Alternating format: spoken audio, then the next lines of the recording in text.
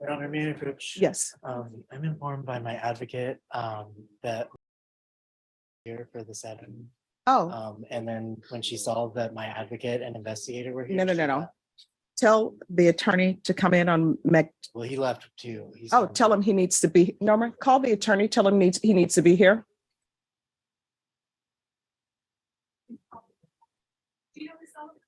I do not. I do. Tell him, because otherwise this hearing is going to take place and it's going to take place without his presence. And we will put on the record that he was here and the court will sign this not pro tunc, which means that the motion to dismiss will be rescinded. So if he wants to have a say in that, he needs to be here and his client needs to be here.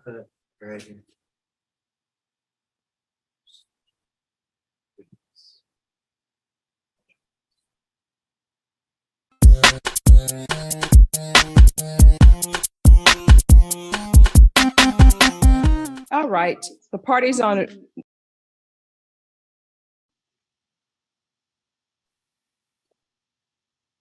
All right, counsel, it's the court's, we're going to go on the record. The court is calling 2021 CR 9849, State of Texas versus parties announced for the record for the state.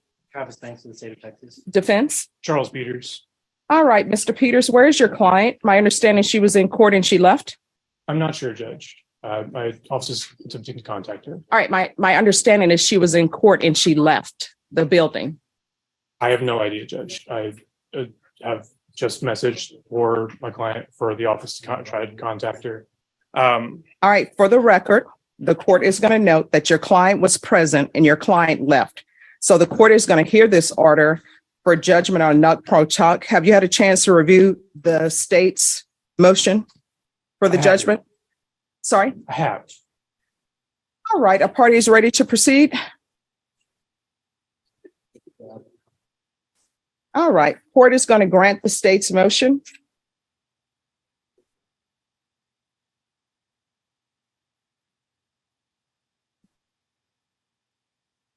All right, let your client know that their case is going to be reopened. Is there anything else from either side? Nothing further from the state. Cool. All right, and if your client needs to appear, counsel. So when you say the case is going to be reopened, on what grounds? The state filed a motion to dismiss. According to their motion, they filed the motion in error.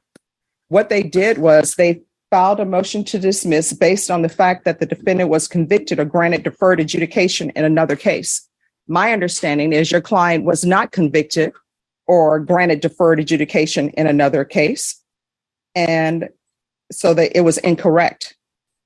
And I have notated on the motion for dismiss after the court signed it, it says state and defense state reason for dismissal incorrect. Both requests dismissal withdrawn. So on that date, both you and the state asked that dismissal be withdrawn and another dismissal be filed.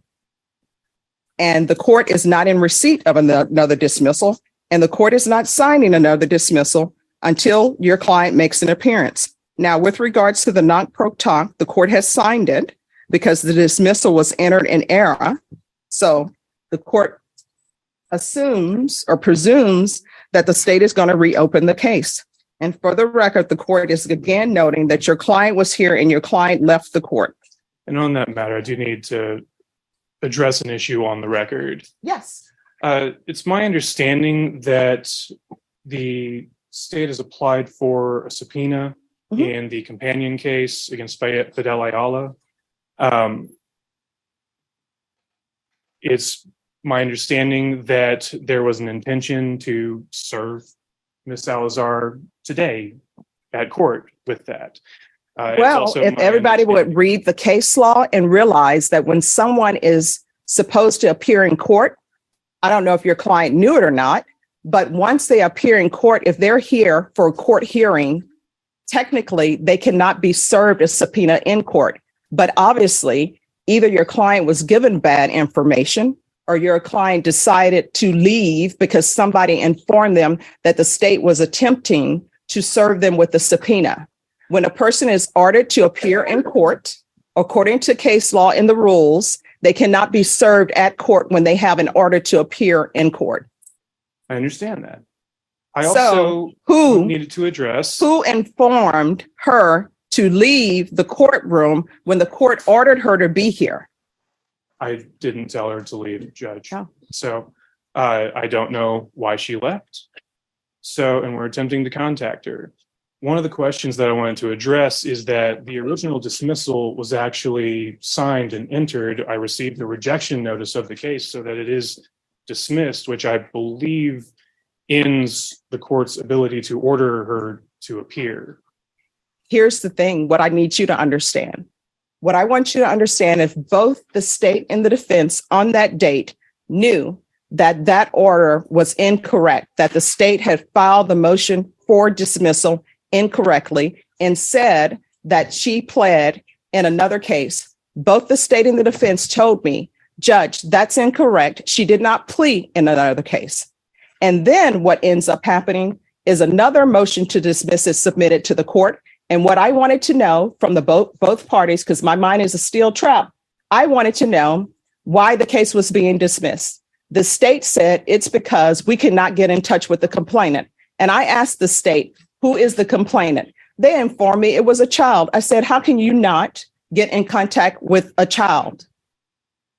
And I said that I wanted the caseworker here because both the state and the defense informed the court that the CPS caseworker had closed the case. And I said, well, I would like to hear that from the CPS caseworker. And both parties like, no, that's what the CPS caseworker said. And I said to both parties, do you want your bar card on the line for that? And then both of you all backed off and said, we will get the CPS worker here either by Zoom or in person. I would actually like to correct that, Judge. I believe at the time that I stated that I was willing to proceed without CPS caseworker. No, you both said that you would not put your bar card on the line just by saying that and that the CPS caseworker would be here. I also would like to address that I believe that there was a second dismissal that was submitted with that different. Which I did not sign. Is it still part of the court's file? No, because I did not sign it. So it was discarded? I did not sign a dismissal. And what everybody needs to understand is that the court can sign a dismissal or not sign one. I chose not to sign it. And if that dismissal were placed in the court's file, it would not be valid because the invalid dismissal that I just did a knock on would be the law of the land. So thank you.